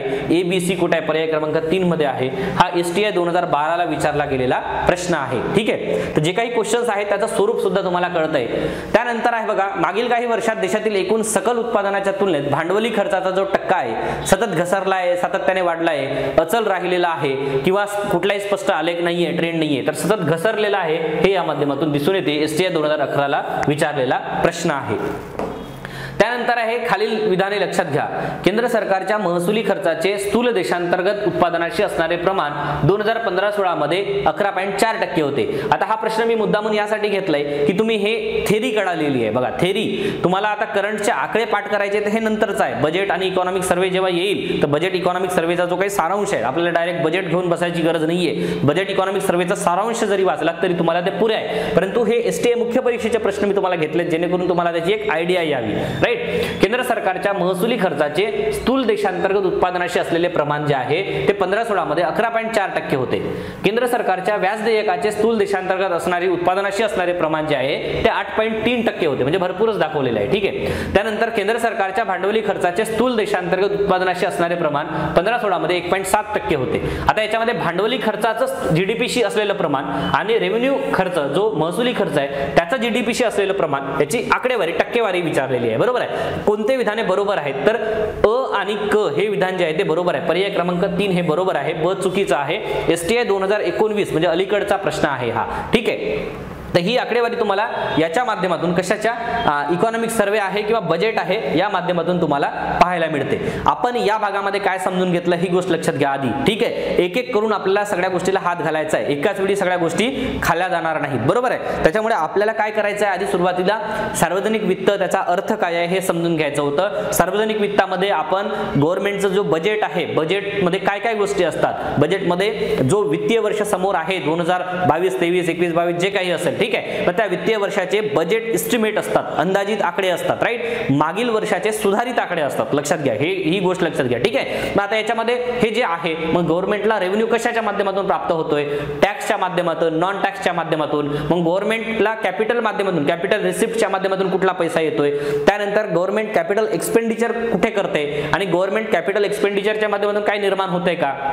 गव्हर्नमेंटला जो महसुली जमा प्राप्त होत आहे त्या महसुली जमेमध्ये आणखी काय काय आहेत, म्हणजे नॉन टॅक्स मध्ये काय काय गोष्टी येतात, हे सगळं म्हणजे गव्हर्नमेंटचं इन्कमिंग काय आहे, गव्हर्नमेंटचं आउटगोईंग काय आहे, इन्कमिंगचे पार्ट्स काय आहेत, आउटगोईंगचे पार्ट्स काय आहेत, हे आपण या भागामध्ये बघितलंय। आता ह्या इन्कमिंग आणि आउटगोईंग मध्ये एक गोष्ट लक्षात घ्या, तुमचा पगार जेवढा येतोय त्याच्यापेक्षा खर्च तुमचा जास्त असेल तर तुमची तूट निर्माण होते। बरोबर आहे, तर सरकारचंही तसंच झालंय, सरकारला उत्पन्न जे आहे ते थोडं कमी मिळतंय आणि जे खर्च जो आहे सरकारचा तो जास्त आहे, तर याला काय म्हणतात, याला तूट निर्माण होणे म्हणतात। इथून पुढे आपण काय पाहणार आहोत, तुटीच्या संकल्पना समजून घेणार आहोत। काय समजून घेणार आहोत? तुटीच्या संकल्पना। फिस्कल डिफिसिट काय आहे, त्यानंतर आपले बजेटरी डिफिसिट काय आहे, त्यानंतर अजून आपण प्रायमरी डिफिसिट काय आहे, इफेक्टिव्ह प्रायमरी डिफिसिट काय आहे, हे सगळं समजून घेणार आहोत वित्तीय तुटीमध्ये। आता तूट म्हणजे काय हे तर समजलेलं आहे की इन्कमिंग कमी आहे, आउटगोईंग जास्त आहे, त्याला तूट असं म्हणतात। बरोबर, बघा आता आपण तुटीच्या संकल्पना समजून घेणार आहोत एक एक करून। आता या तुटीच्या संकल्पनांमध्ये पहिली जी संकल्पना आहे ती रेव्हेन्यू डिफिसिट, म्हणजे ज्याला आपण महसुली तूट असं म्हणतो. आपण महसुली खर्च आणि महसुली जमा या दोन गोष्टी समजून घेतल्या आहेत, बरोबर आहे. सरकारी अंदाजपत्रकामध्ये जमा होणारा महसूल आणि त्यासाठी आलेला महसुली खर्च यांचा समावेश याच्यामध्ये होतो. कशामध्ये? रेव्हेन्यू डिफिसिट मध्ये होतो. म्हणजे मी तुम्हाला सांगितलं हे जे दोन डब्बे होते, राईट, त्या दोन डब्यांपैकी एक डब्बा होता रेव्हेन्यूचा आणि दुसरा डब्बा होता कॅपिटलचा. या कॅपिटल मध्ये होता एक इनकमिंग होतं आणि दुसरा आउटगोईंग होतं. आता आउटगोईंग जास्त आहे, इनकमिंग कमी आहे, म्हणजे तूट निर्माण होत आहे, बरोबर आहे. आता ह्या गोष्टी तुम्हाला समजून घ्यायच्या आहेत. जेव्हा महसुली खर्च महसुली उत्पन्नापेक्षा जास्त असतो तेव्हा त्यास महसुली तूट म्हणतात. सरकारला महसुली उत्पन्न कर आणि करेत्तर मार्ग या दोन मार्गातून मिळते. करांच्या मध्ये प्रत्यक्ष कर आणि अप्रत्यक्ष कर असतात. करेत्तर मार्गामध्ये अनेक गोष्टी आहेत, हे आपण पाहिले ऑलरेडी. त्यानंतर करेत्तर त्यानंतर सरकारला घेतलेल्या कर्जावरील व्याज देणे, संरक्षण, सामान्य प्रशासन या सगळ्या गोष्टी ह्या महसुली खर्चामध्ये हे पाहिले. अंदाजपत्रकामध्ये महसुली खात्यावरील खर्च हा महसुली उत्पन्नापेक्षा अधिक होतो तेव्हा महसुली तूट निर्माण होते. ही गोष्ट लक्षात घ्या, ठीक आहे. ही तूट कमी करण्यासाठी सरकारला एकतर करांचे प्रमाण वाढवावे लागते किंवा महसुली खर्चात कपात करावी लागते. महसुली तुटीत भांडवली खात्यावरील तुटीचा समावेश होत नाही. ही गोष्ट लक्षात घ्या. भांडवली खात्यावरील तूट ही वेगळी आहे आणि महसुली खात्यावरील तूट ही वेगळी आहे. महसुली खात्यावर जी तूट निर्माण होते मग ती तूट कमी करायचा असेल तर सरकारकडे ऑप्शन आहेत. एक म्हणजे कर वाढवा, म्हणजे इन्कम वाढवा. इन्कम वाढवायचं असेल तर मग टॅक्स वाढवा, बरोबर का नाही. दुसरी गोष्ट नॉन टॅक्सच्या माध्यमातून किती उत्पन्न वाढणार, तुमचे शुल्क वगैरे वाढवावे लागतील, बरोबर का नाही. सगळ्या गोष्टी दंड वाढवावे लागेल. मग हे सगळं जे आहे ते उत्पन्न वाढवायचं असेल तर हे ऑप्शन्स आहेत त्यांच्याकडे. नाही तर मग तुम्ही डायरेक्ट तुमचा खर्च कमी करा. तर ही जी आहे ती तूट म्हणजेच महसुली तूट आहे. आता आपण ॲट अ ग्लेन्स मध्ये पाहूया. युनियन बजेट 2021-22 मध्ये ज्या तुटीच्या आकडेवारी ज्या दिलेल्या होत्या ते थोड्याशा महत्त्वाचे आहेत. तुम्हाला हे समजून घ्यायचे. म्हणजे हे एकदा थेरॉटिकल तुम्हाला समजलं ना की यापुढचे जेव्हा तुमचे वर्तमानपत्र वाचताना असेल किंवा तुमचं बजेट वाचताना असेल हे तुम्हाला ह्या सगळ्या गोष्टी कळतील. एकदा बेसिक क्लिअर होणं फार गरजेचं आहे, ठीक आहे. आता याच्यामध्ये बघा रिसिप्ट्स आणि एक्सपेंडिचर करोड मध्ये दिलेलं आहे. आपण या आधीच्या भागामध्ये पण पाहिलंय, बरोबर आहे. रेव्हेन्यू आणि कॅपिटल, रेव्हेन्यू आणि कॅपिटल. आता रेव्हेन्यू मध्ये बघा 2019-20 चे ऍक्च्युअल्स आकडे दिलेले आहेत, 2020-21 चे बजेट एस्टिमेट दिलेले आहेत आणि 2020-21 चे रिवाइज एस्टिमेट दिलेले आहेत. हे बजेट एस्टिमेट म्हणजे काय? अंदाजपत्रकामध्ये लक्षात घ्या, अंदाजपत्रकामध्ये हे अंदाजित केलेले होते परंतु हे रिवाइज जेव्हा करण्यात आले तेव्हा त्याचे खरे आकडे हे आपल्याला हे सापडले आहेत, राईट. त्यानंतर 21-22 साठी आता बजेट एस्टिमेट आहेत. लक्षात घ्या 21-22 साठी हे बजेट एस्टिमेट आहेत. जेव्हा पुढचा बजेट येईल तेव्हा हे आकडे जे आहेत ते रिवाइज केले जातील. हे मी तुम्हाला मागच्या भागामध्ये पण सांगितलंय, ठीक आहे. आता याच्यामध्ये जर आपण पाहिलं तर डिफिसिटचा जो ट्रेंड आहे तो पर्सेंट टू जीडीपी आता आपण मगाशी एक प्रश्न पाहिला होता बघा, महसुली खर्च आणि महसुली जी जमा आहे त्याची जी डिफिसिट निर्माण होत आहे ती जीडीपी सोबत किती टक्के आहे हे पाहिलं होतं. तर असे प्रश्न विचारले जातात, त्यामुळे हा जो आहे तो महत्त्वाचा मुद्दा आहे, ठीक आहे.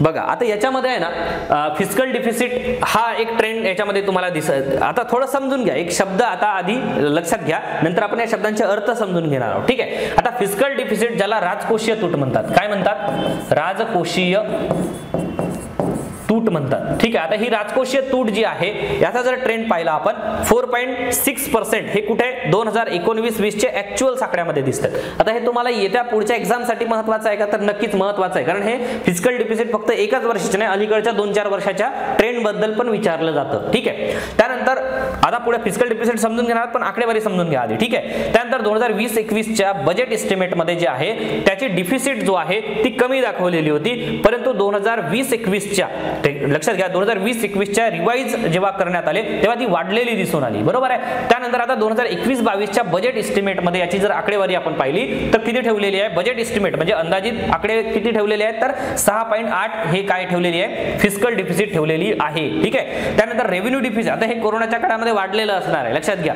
कोरोनाच्या काळामध्ये हे सगळं वाढलेलं असणार आहे, ठीक आहे. रेव्हेन्यू डिफिसिट जी आहे ती 5.1% जी आहे ती 2021-22 साठी हे ठेवलेली होती. काय ठेवलेली होती? बजेट एस्टिमेट ठेवलेली आहे. परंतु 2019-20 मध्ये ऍक्च्युअल जर आपण पाहिलं तर ती 3.3% होती.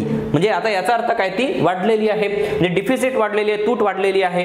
त्यानंतर ती 2.4% होती. काय 2.4% होती? तर ही होती इफेक्टिव्ह रेव्हेन्यू डिफिसिट. ही काय होती? 2.4% होती. ती आता जी आहे ती 2021-22 मध्ये आता 4.1% आहे.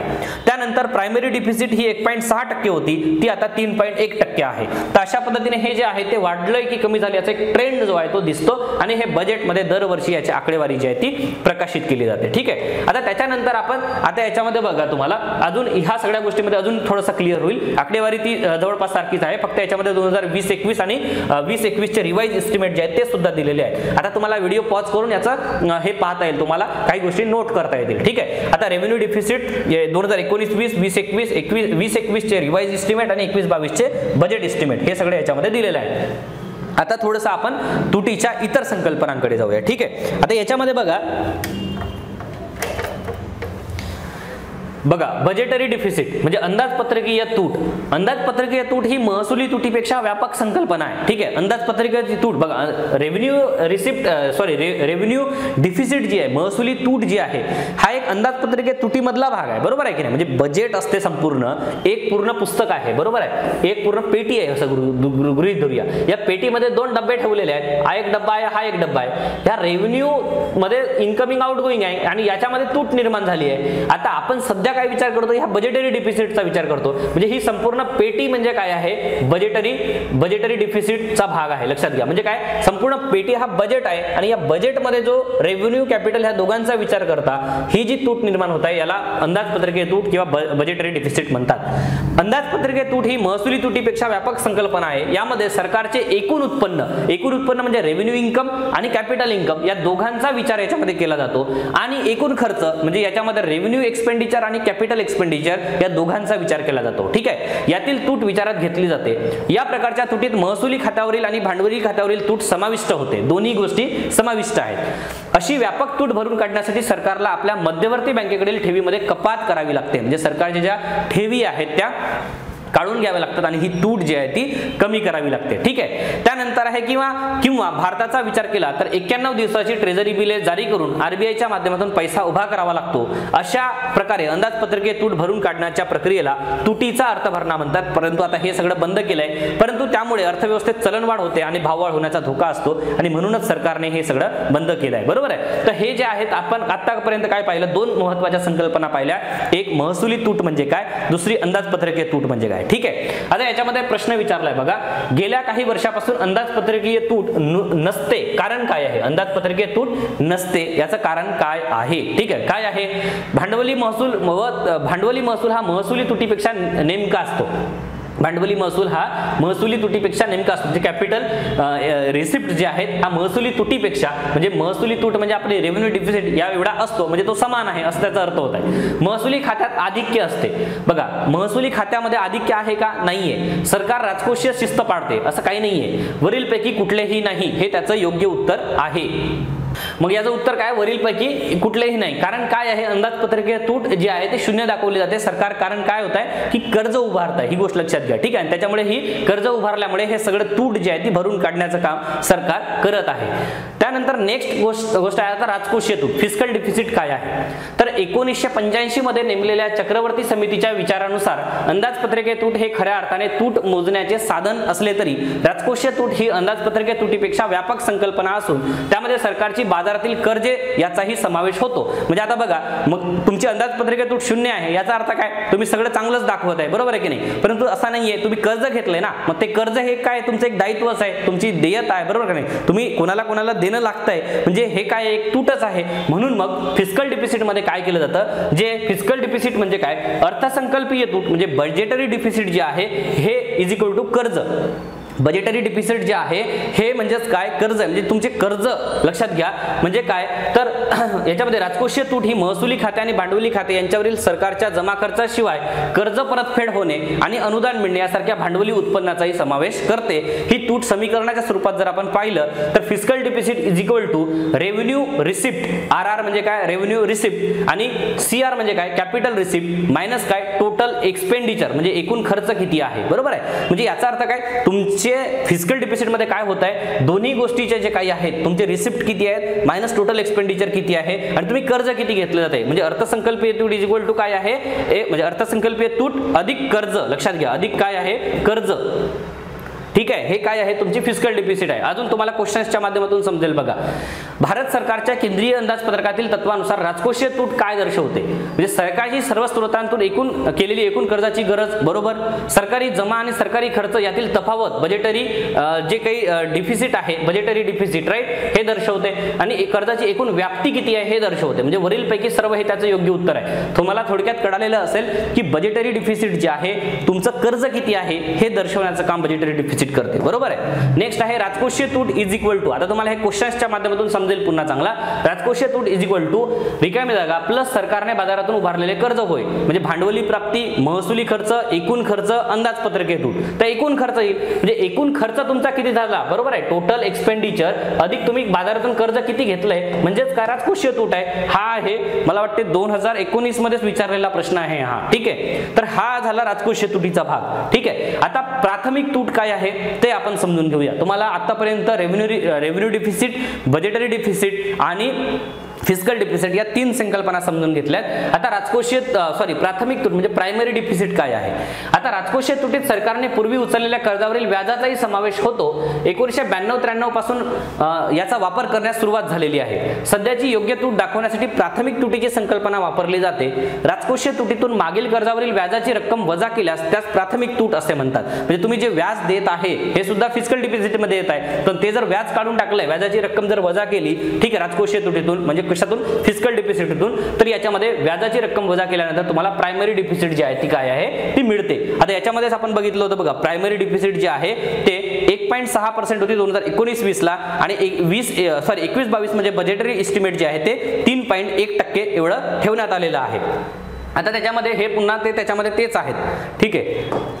त्यानंतर प्रभावी महसूल तूट. आता ही एक संकल्पना आपली राहिलेली होती. आता इफेक्टिव्ह रेव्हेन्यू डिफिसिट म्हणतात त्याला. ठीक आहे. प्रभावी महसूल तूट म्हणजे महसुली तुटीतून भांडवली मालमत्ता निर्माण करण्यासाठीची अनुदाने, म्हणजे काय तुमचे जे काही ग्रँट्स आहेत, ठीक आहे, राईट, म्हणजे ते जे अनुदान तुम्ही देता, राईट, तर हे सगळं जे आहे ते वजा केल्यानंतर येणारी तूट म्हणजे काय तर प्रभावी महसुली तूट आहे. प्रभावी महसुली तूट इज इक्वल टू महसुली तूट म्हणजे काय आहे? महसुली तूट म्हणजे रेव्हेन्यू डिफिसिट आहे. बरोबर आहे. या रेव्हेन्यू डिफिसिट मधून भांडवली मालमत्ता निर्माण करण्यासाठी जे काही अनुदाने दिले, तुम्ही ग्रँट्स दिलेत, बरोबर का नाही, सबसिडीज दिलीत लोकांना, ते हे सगळे म्हणजे एक भांडवली मालमत्ता म्हणजे काय? तुम्ही कुठेतरी चांगले रस्ते बांधले आहेत, बरोबर आहे, मोठा कारखाना उभा केलेला आहे, शाळा बांधल्या आहेत, हे सगळे काय आहेत? मग भांडवली मालमत्ता निर्माण करतात. आणि भांडवली मालमत्ता निर्माण केल्यामुळे तुम्ही जे काही अनुदान दिले, सबसिडीज दिले, हे जर मायनस केली महसुली तुटीतून तर तुम्हाला प्रभावी महसुली तूट मिळते. आणि हे सगळं प्रभावी महसुली तूट आहे. इफेक्टिव्ह रेव्हेन्यू डिफिसिट हे 2.4% होतं 2019-20 म्हणजे बजेट एस्टिमेट ठेवलं होतं 2.7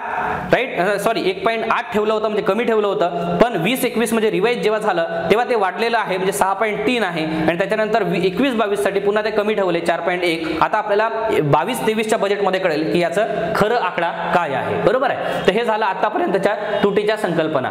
आता थोडं इतर गोष्टींकडे जाण्यापूर्वी तुम्हाला पहिली गोष्ट तुटीच्या संकल्पना समजणं महत्त्वाचं होतं. तुटीच्या संकल्पना ज्या आहेत सोप्या आहेत, अगदी सोप्या आहेत. तुम्हाला काहीही लक्षात ठेवायचं असेल तर सगळं रेव्हेन्यू कॅपिटल हे दोन लक्षात ठेवा. Revenue deficit, capital deficit. Budgetary deficit मध्ये दोन्ही गोष्टीचा समावेश होत आहे. त्यानंतर फिस्कल डिफिसिट मध्ये काय होत आहे की जे कर्ज घेतलं जात आहे ते त्याच्यामध्ये इन्क्लूड होत आहे. त्यानंतर प्रायमरी डिफिसिट मध्ये व्याज जो आहे तो मायनस केला जात आहे. बरोबर आहे. आणि त्याच्यानंतर इफेक्टिव्ह रेव्हेन्यू डिफिसिट मध्ये तुमचे अनुदान जे आहे ते मायनस केले जात आहेत. कशामधून? रेव्हेन्यू डिफिसिट मधून. बरोबर आहे. त्यामुळे हा आता मी काही सेकंदापूर्वी सांगितलेला जो भाग आहे तो पुन्हा एकदा रिवाइज करा आणि तुम्हाला ते लक्षात राहील. ठीक आहे. आता 1929 च्या जागतिक महामंदीच्या पार्श्वभूमीवर 1936 मध्ये लॉर्ड केन्सने general theory of employment, interest and money हा ग्रंथ लिहिला होता. तेव्हापासून तुटीचा अर्थ भरणा ही संकल्पना जगात मान्य झालेली आहे. म्हणजे या ग्रंथामध्ये त्यांनी सांगितलं होतं की तुम्हाला तूट निर्माण होत असेल तर तुम्ही काय करा? कर्ज घ्या आणि तुटीचा अर्थसंकल्प मांडा आणि तुमचे जे काही चांगले जे कामं करायचे ते करून घ्या. मग त्याच्यामधून कॅपिटल गेन निर्माण होईल चांगल्या पद्धतीचा. मग तुम्हाला हळूहळू तो भांडवल पण निर्माण व्हायला लागेल आणि तुमची तूट कमी होईल. तर अशा पद्धतीचे तुटीचा अर्थसंकल्प मांडण्याची जी काही कन्सेप्ट आहे ती रूढ झाली. तत्कालीन बेरोजगारी कमी करण्याचा उपाय म्हणून केन्सने तुटीच्या अर्थसंकल्पाची व अर्थ भरण्याची शिफारस केलेली होती. राईट, याला डिफिसिट फायनान्सिंग म्हणतात. काय म्हणतात? डिफिसिट फायनान्सिंग म्हणतात. ठीक आहे. वेगवेगळ्या देशात तुटीच्या अर्थभरण्याचा अर्थ वेगवेगळा लावला जातो, परंतु सर्वसाधारण व्याख्या पुढील प्रमाणे केली जाते. काय आहे तर जेव्हा सरकारी अंदाजपत्रकातील खर्च हा उत्पन्नापेक्षा अधिक झालेला असतो तेव्हा त्यात तुटीचा अर्थभरणा असे म्हणतात. काय म्हणतात? तुटीचा अर्थभरणा म्हणतात. जेव्हा सरकारी अंदाजपत्रकातील खर्च हा उत्पन्नापेक्षा अधिक झालेला असेल तेव्हा ही तूट भरून काढण्यासाठी वेगवेगळ्या पद्धती वेगवेगळ्या देशात वापरल्या जातात. त्यासाठी तुटीच्या अर्थभरणासाठीची पुढील पद्धती आहेत. नंबर 1, सरकारची मध्यवर्ती बँकेतील रोख रक्कम वापरली जाते. मध्यवर्ती बँकेकडून घेतले जाणारे कर्ज त्याचा वापर केला जातो. त्यानंतर व्यापारी बँकांकडून घेतले जाणारे कर्ज असेल आणि नवीन चलनाची निर्मिती असेल, हे सगळे जे आहेत ऑप्शन्स त्याच्यामध्ये आहेत तुटीचा अर्थभरणा करण्यासाठी. मग भारतात कुठले वापरले जातात हा भाग वेगळा आहे, परंतु हे ओव्हरऑल आहे. तुटीच्या अर्थभरणाची भूमिका, कार्य आणि परिणाम म्हणजे रोल ऑफ डिफिसिट फायनान्सिंग. आता याच्यामध्ये नंबर 1, तुटीचा अर्थभरणा काय काम करतो तर रोजगारामध्ये वाढ करतो. हा एक महत्त्वाचा मुद्दा आहे. बरोबर आहे. केन्स सारख्या अर्थशास्त्रज्ञाने 1930च्या दशकातील आर्थिक मंदी दूर करण्यासाठी आणि तत्कालीन बेरोजगारी कमी करण्यासाठी तुटीच्या अर्थभरणाचा मार्ग सुचवला होता. केन्सच्या मते सरकारने सक्रिय होऊन विविध क्षेत्रात मोठमोठ्या प्रमाणात गुंतवणूक केल्यास नवीन रोजगार निर्माण होऊन नवीन उत्पन्न निर्माण होईल आणि हे नवीन उत्पन्न गुणक पद्धतीने खर्च होईल. म्हणजे तुमचं सगळं ते भरून पण काढेल आणि पुढे खर्च पण करता येईल. परिणामी अधिक मागणी, उत्पादन आणि रोजगार तयार होऊन एकूण रोजगार पातळीत वाढ होईल. अशा प्रकारे बेरोजगारी कमी होण्यास मदत होईल. परंतु विकसित आणि अविकसित देशातील मूलभूत आर्थिक संरचना आणि स्थिती वेगवेगळी असते. त्यामुळे तुटीच्या अर्थभरणाचे गरीब मागासलेल्या देशात रोजगाराऐवजी भाववाढ मोठ्या प्रमाणात होण्यावर परिणाम दिसून आले. सांगण्याचा हेतू काय आहे तर तुम्हाला एक गोष्ट लक्षात येत आहे की प्रत्येक देशामधली ही स्थिती वेगवेगळी आहे. डिफिसिट फायनान्सिंग जरी होत असली तरी त्याचे परिणाम जे आहेत ते विकसित देशामध्ये वेगळ्या पद्धतीने जाणवतील आणि अविकसित देशामध्ये किंवा विकसनशील देशामध्ये वेगळ्या पद्धतीने जाणवतील. आर्थिक विकास कार्यक्रमास गती देणे हे सुद्धा तुटीच्या अर्थभरणाचा प्रमुख उद्देश किंवा चालना दिली जाते. तर अनेक अविकसित आणि विकसनशील देशामध्ये शेती हा प्रमुख व्यवसाय असतो. त्यातून मिळणारे उत्पन्न अत्यल्प असल्याने कर भरणाऱ्यांचे प्रमाण कमी असते. नंबर 1. तसेच अल्प उत्पन्न पातळीमुळे सरकारच्या सार्वजनिक कर्ज उभारण्यावरही मर्यादा येतात आणि अशा वेळेस विकासाची कामे चालू ठेवण्यासाठी तुटीचा अर्थभरणा करता येतो. नवीन छापलेले चलन लवकर उत्पन्न देणाऱ्या प्रकल्पांमध्ये गुंतवले तर भाववाढही मर्यादित होते. अविकसित आणि गरीब देशात खाजगी गुंतवणुकीचे प्रमाण अत्यल्प असल्याने तुटीच्या अर्थभरणाच्या माध्यमातून सार्वजनिक गुंतवणुकीत वाढ होऊ शकते.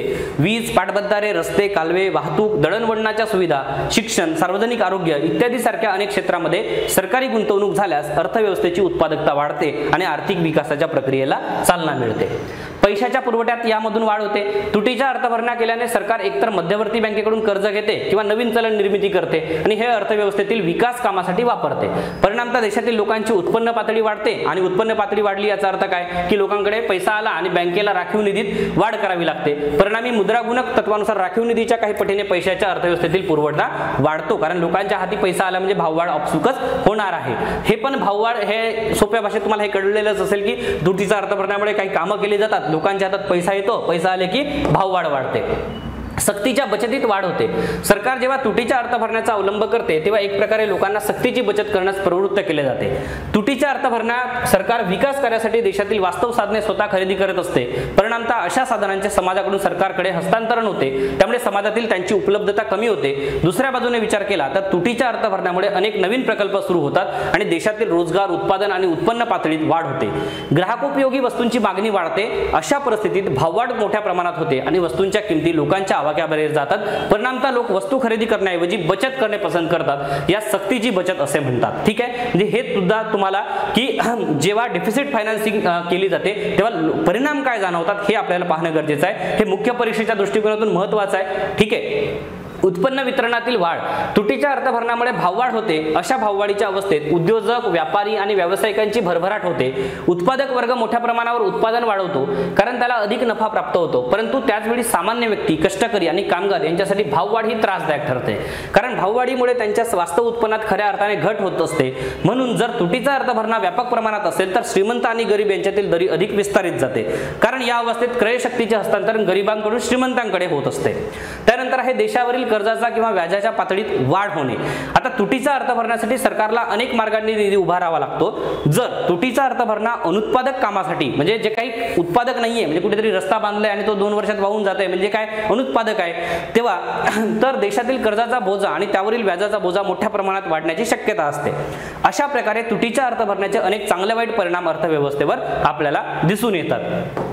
त्यानंतर आहे आयोगाने क्वेश्चन्स विचारलाय, तर तुम्हाला सुरुवातीला आता क्वेश्चन्स कडे जाण्यापूर्वी एक गोष्ट सांगतोय की तुटीच्या संकल्पना काय आहेत हे तुम्हाला समजले. तूट भरून काढण्यासाठी सरकार जो खर्च करते किंवा कर्ज घेते त्याला डेफिसिट फायनान्सिंग म्हणतात, किंवा रिझर्व्ह बँकेच्या माध्यमातून काही चलनांची निर्मिती करते, हे सगळं डेफिसिट फायनान्सिंग आहे. या डेफिसिट फायनान्सिंगचे परिणाम चांगले वाईट काय होतात ते आपण पाहिलं. आता थोडं आणखी प्रश्न जाऊया. केंद्र सरकारच्या राजकोषीय असमतोलाच्या संदर्भात 2015-16 खालील जोड्या जुळवा. आता याच्यामध्ये महसुली तूट दिलेली आहे, त्यानंतर स्थूल राजकोषीय तूट दिलेली आहे, प्राथमिक तूट दिली आहे आणि मुख्य अनुदाने दिलेली आहेत. स्थूल देशांतर्गत उत्पादनाची टक्केवारी म्हणजे जीडीपीशी असलेली टक्केवारी हे दिलेली आहे आणि या आशयाचा प्रश्न या आधी पण विचारलेला होता आणि तो 2019 मध्ये अलीकडे एसटीआयच्या परीक्षेत विचारला गेलाय मुख्य परीक्षेमध्ये. ठीक आहे. आता याच्यामध्ये स्थूल राजकोषीय तूट ज्याला आपण फिस्कल डिफिसिट असं म्हणतो, ही फिस्कल डिफिसिट जर तुम्हाला माहिती असेल ही 3.9% होती, तर ह्याचा जो उत्तर आहे तो तुम्हाला सोडवता आला असता. म्हणजे ब ला 3 हे याचं योग्य उत्तर आहे. ब ला 3 एकाच ठिकाणी आहे, त्यामुळे पर्याय क्रमांक 2 हे त्याचं योग्य उत्तर आहे. एसटीआय 2019 मुख्य परीक्षेतला हा प्रश्न आहे. मग हा प्रश्न कुठून विचारण्यात आलेला होता, तर हे इकॉनॉमिक सर्वे मध्ये दिलेली आकडेवारी होती. लक्षात घ्या. हे बघा 2015-16 मध्ये हे जे बजेटरी हे जे आहे फिस्कल डिफिसिट जे आहे पर्सेंटेज टू जीडीपी, हे तुम्ही जर इकॉनॉमिक सर्वे ओपन कराल तर इकॉनॉमिक सर्वे मध्ये त्या वर्षीच्या तर इकॉनॉमिक सर्वे मध्ये हे तुम्हाला आकडेवारी जी आहे ती दिसेल 3.9%. तर मित्रांनो आतापर्यंत आपण काय पाहिलं, आतापर्यंत पाहत आहोत आपण. अजून प्रश्न आहेत वाटतं, मला वाटते हा प्रश्न घेऊन घेऊ. 2 प्रश्न आहेत. हा 2 प्रश्न आहेत. आता 2 प्रश्नांची उत्तर आपण आधी करून घेऊ. तर महसुली तूट म्हणजे चालू प्राप्तीपेक्षा चालू खर्च जास्त असणे. महसुली तूट म्हणजे काय, चालू प्राप्तीपेक्षा चालू खर्च जास्त असणे. बरोबर. अंदाजपत्रकीय तूट म्हणजे एकूण प्राप्तीपेक्षा एकूण खर्च जास्त असणे. बरोबर आहे. अंदाजपत्रिका म्हणजे एकूण गोष्टीचा विचार केला जात आहे. राजकोषीय तूट ही सरकारला सर्व मार्गांनी मिळणाऱ्या एकूण महसुली गरजांची निर्देशक असते. चुकीचा आहे. मग याच्यामध्ये वरीलपैकी कोणती विधाने बरोबर आहेत. अ आणि ब हे जे विधान आहे ते बरोबर आहे. राईट. नेक्स्ट प्रश्न बघा. अर्थसंकल्पीय तुटीचा भरणा करणारी ट्रेझरी बिले 1997 पासून खंडित करण्यात आली. बरोबर आहे, कारण मी मगाशीच तुम्हाला सांगितलं होतं, कारण त्याच्यानं भाववाढ होत आहे. ट्रेझरी बिलांची जागा वेज अँड मीन्स ऍडव्हान्स यांनी घेतलेली आहे. हे पण बरोबर आहे. अ आणि ब हे दोन्ही विधाने जे आहेत ते बरोबर आहेत. अ आणि ब दोन्ही विधाने बरोबर आहेत. पर्याय क्रमांक 3 हे त्याचं योग्य उत्तर आहे.